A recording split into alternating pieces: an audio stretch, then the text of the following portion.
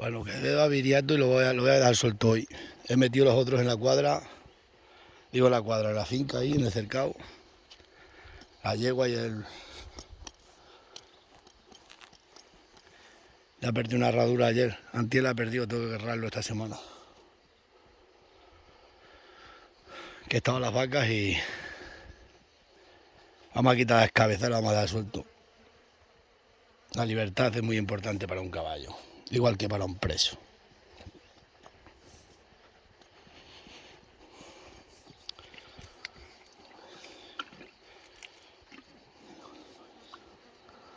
Vamos a quitarle la cabeza y punto.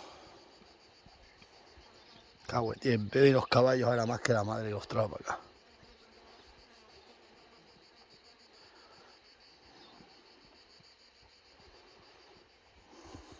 Como mala esta fuente, macho. Fuente del Tejar. Veo. Domingo.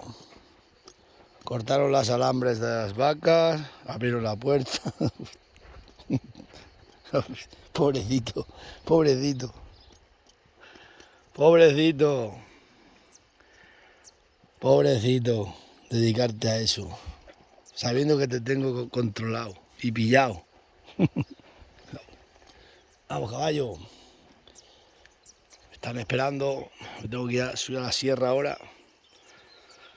Ay, Dios mío. Qué vida esta. Domingo por todo el día. Uy, ahí están todos los de derecha contentos y están todas las iglesias llenas. Los del PP son cristianos y honrados, dicen. Así que ahora que gobiernan en Extremadura, ven aquí, Viriato, que te voy a soltar. Viriato. La libertad es importante para un caballo. Más importante que la libertad, no hay nada para nadie. Puedes estar atado, pero como la libertad no hay nada. Sé libre como el viento. Se va a arrancar por ahí para abajo.